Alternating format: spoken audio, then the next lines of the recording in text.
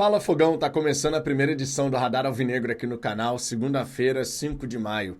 Começou em abril e vai terminar nesse mês a temporada do Botafogo. A situação tá complicada e todo botafoguense está preocupado. No Brasileiro, 38,09% de aproveitamento nos primeiros 7 jogos. Aproveitamento de time que briga contra o rebaixamento. Já na Libertadores, se não vencer o cara bobo, vai acabar ficando fora das oitavas de final. Na Copa do Brasil, menos mal, situação resolvida. Mas é só isso que o Botafogo quer para 2025? Vamos conversar sobre isso, só que, claro, depois da vinheta.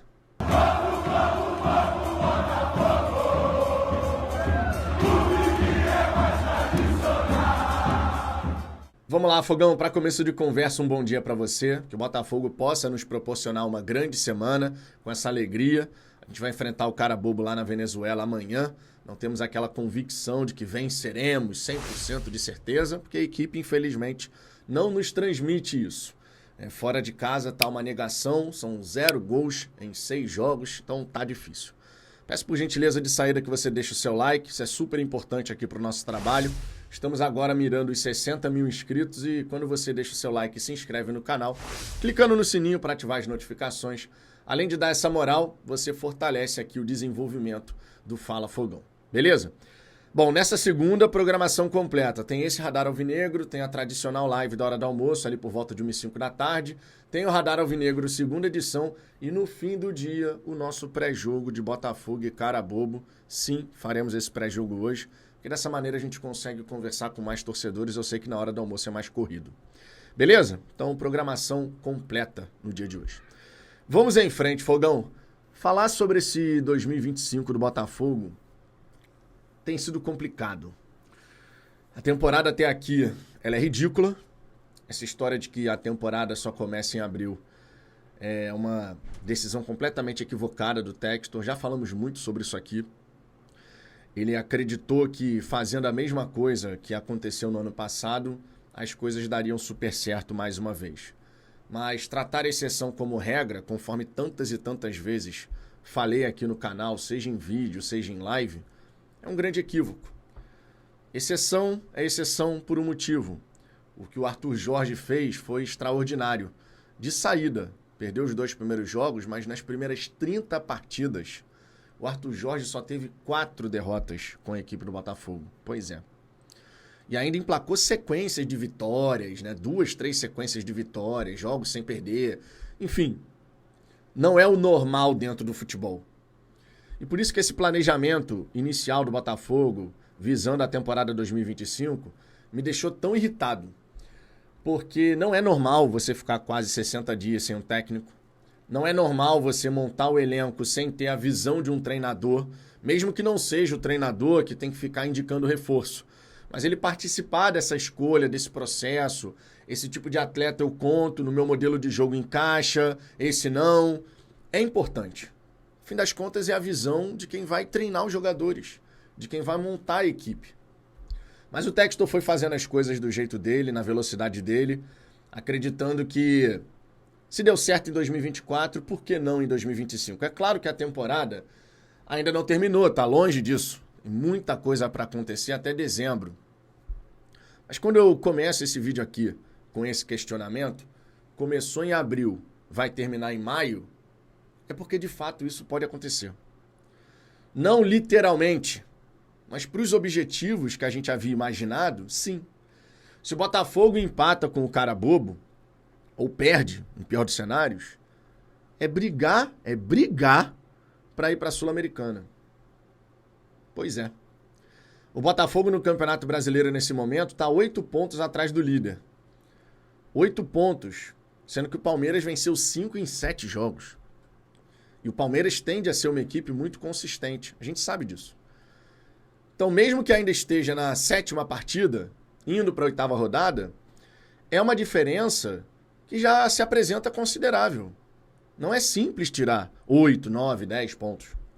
Não é simples, ainda mais quando você está se apresentando de uma forma tão inconsistente.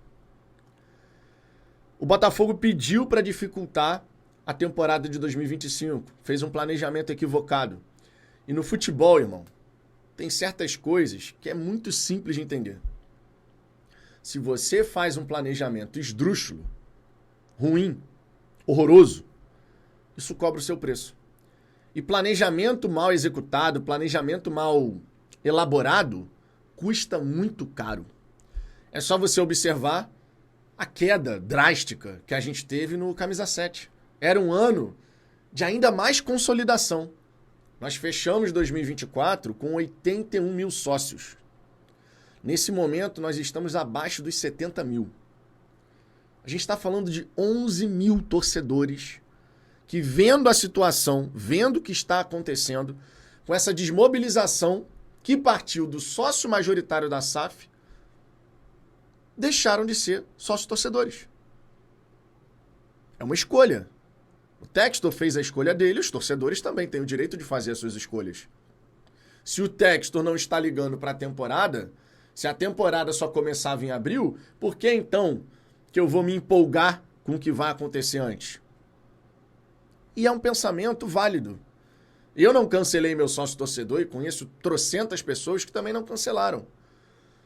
Mas nem todo torcedor pensa dessa maneira. E o clube, a diretoria, eles precisam sempre estimular, sempre manter essa conexão torcedor-time com essa chama acesa. E não foi o que aconteceu. Não é o que vem acontecendo. Os estádios, mesmo ali, quando a gente fala de vamos jogar fora de casa, a torcida fora de casa ainda tem aquela animação, porque, quase não tem contato com o time, mas não tá a mesma coisa. Não tá a mesma coisa. Por quê? Porque o Botafogo não tem dado motivos para isso. Essa empolgação, aquilo, né, da gente, meu irmão, vamos lá, o Botafogo vai jogar. A diretoria plantou e a diretoria está colhendo. Quando a gente fala aqui especificamente sobre o trabalho do Renato Paiva, eu sei que ele não tem a melhor qualidade de elenco. Mas o Red Bull Bragantino, que hoje pode assumir a liderança do campeonato, tem. O Red Bull Bragantino hoje vai enfrentar o Mirassol e, vencendo em casa, eles vão chegar a 16 pontos. Mesma pontuação do Palmeiras. E dependendo dos critérios, eles podem estar na primeira colocação. O Fernando Seabra tem o elenco ideal no Red Bull Bragantino? A resposta é não. O Fluminense, que está na quinta colocação, com 13 pontos, 5 pontos a mais do que o Botafogo, tem o elenco ideal? O Renato Paiva, ele precisa, nesse momento, nesse contexto atual, ele precisa fazer mais com menos. Se ele não tem o material humano ideal, outras equipes tampouco possuem também. E o time do Botafogo vem sendo muito inconsistente. Muito por conta das escolhas do treinador. É verdade que os jogadores têm a sua responsabilidade.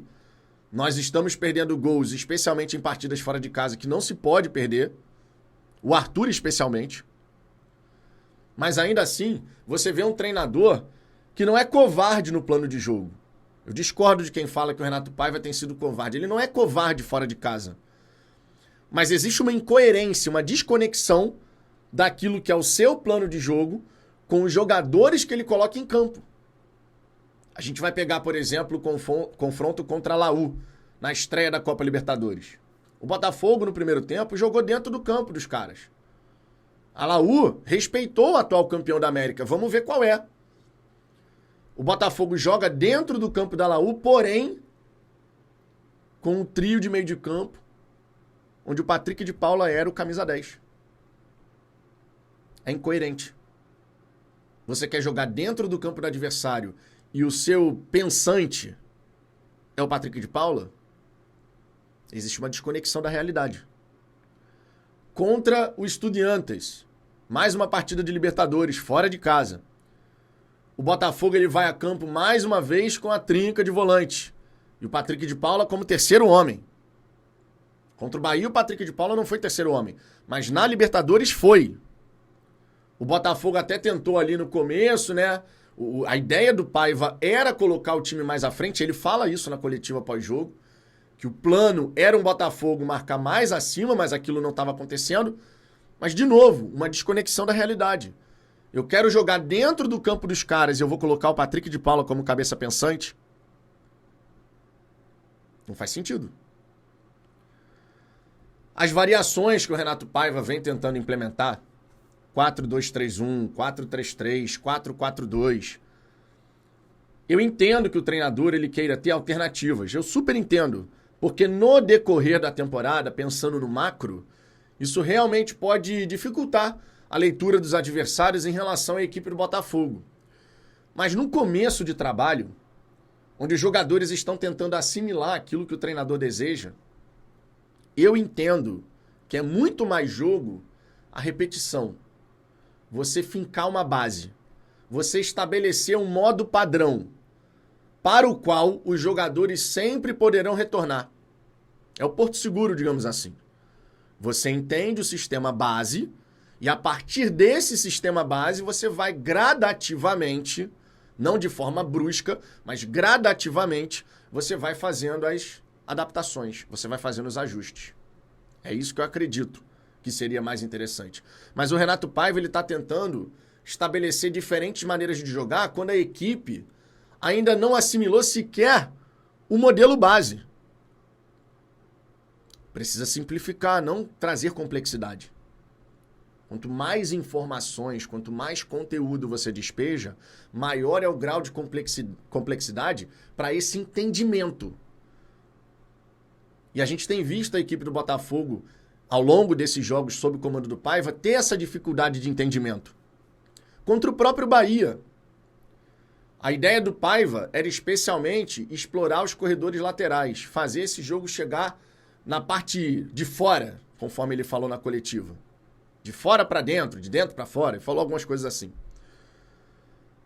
Só que o nosso meio de campo, embora a estratégia de pressionar o Bahia na sua saída de bola, tirar essa saída de bola limpa do Bahia tenha sido correta, as peças que ele escolheu, no meu entendimento, foram equivocadas.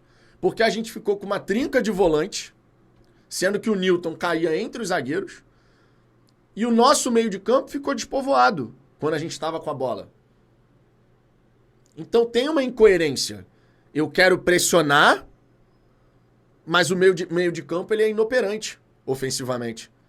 Então se eu recupero essa bola, eu não sei o que fazer com ela.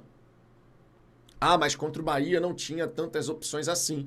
O Matheus Martins se machucou, o Savarino se machucou, o Jefinho e o Natan, você não sabe qual é a condição física dele, se eles suportariam jogar 45 minutos num campo pesado. Tudo isso é válido. Mas aí entra a questão que eu falei do fazer mais com menos. O treinador está ali para encontrar soluções. O plano de jogo diz uma coisa, mas as características dos jogadores escalados diz outra. E isso, quando não encaixa, fica difícil de você fazer o jogo fluir. Definitivamente, fica difícil. A temporada do Botafogo começou em abril. E sim, corre sério risco de terminar em maio. Com o objetivo da Libertadores indo por água abaixo, com a disputa por título de Campeonato Brasileiro já estando muito difícil, e só restando Copa do Brasil, de repente. Ou uma Sul-Americana. Mas é só isso que o Botafogo quer de 2025? Eu duvido. Se a diretoria tem o objetivo e o planejamento de alcançar 1 bilhão de faturamento, é extremamente importante, fundamental, eu diria, essencial, que a gente avance no Brasileiro, consiga subir na tabela, que na Libertadores a gente chegue na fase de mata-mata e chegue nas fases mais agudas, que na Copa do Brasil também. Também. Que nas 3 competições o Botafogo consiga ter ótima performance. Mas nesse momento, esse time não inspira a menor confiança de que vai fazer isso. Não só por culpa ou responsabilidade da comissão técnica. Não só por culpa ou responsabilidade da diretoria. Também dos jogadores. Está todo mundo ali nesse balaio. Não tem como você tirar dessa história um grupo. Ah, não, os jogadores são pobres, coitados. Não, os jogadores estão errando. Os jogadores estão perdendo jogadas que não é para perder, perdendo gol que não é para perder.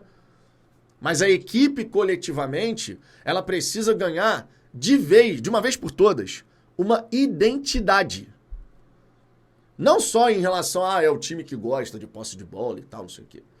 Mas uma base sólida sobre a qual a gente vai construir o 2025. Nesse momento, essa construção ela está acontecendo praticamente sobre um pântano, né? Como é que você constrói alguma coisa sobre um pântano? Não constrói. Você vai tentar construir, daqui a pouco vai destruir. A gente precisa dar um jeito nessa temporada de 25. Mas enquanto a janela não abre, não tem o que a gente ficar falando, tem que reforçar o elenco. Todo mundo já sabe que tem que reforçar o elenco. Enquanto a janela não abre, o Paiva tem que encontrar as soluções. O Paiva tem que estabelecer esse sistema base, que a resposta mais positiva foi no 4-4-2.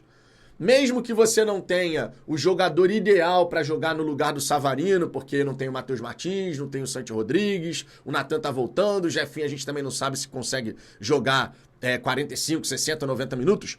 Ainda assim, você tem que encontrar soluções que sejam melhores do que colocar o Patrick de Paula ao lado do Marlon e de outro volante. Porque a gente já viu que desta maneira não funciona. E é uma insanidade você ficar repetindo as mesmas coisas esperando resultados diferentes. Essa incoerência, essa desconexão entre plano de jogo e a escalação inicial é a parte que mais me incomoda. Não acho o Paiva um covarde ao jogar fora de casa. Mas eu acho que o Paiva ele peca nessa leitura. Eu quero fazer um dado modelo de jogo e eu preciso de dada característica. Se eu não tenho a dada característica, então eu adapto o meu plano de jogo. Porque senão uma coisa não vai bater com a outra, e se não bater com a outra, uma coisa com a outra, fica realmente difícil da gente conseguir avançar na temporada. Vamos ver. A minha sensação nesse momento, Fogão, é que a gente está em 2025, mas aquele Botafogo de 2022, em termos de qualidade de elenco, e um treinador que está ainda tentando se encontrar, voltou. E aí, quando a gente volta a um momento esportivo delicado, é impressionante como a gente sempre fica sem uma liderança presente, forte aqui no Brasil. Como isso fica gritante. Seria bom o Textor dar as caras, mas vai.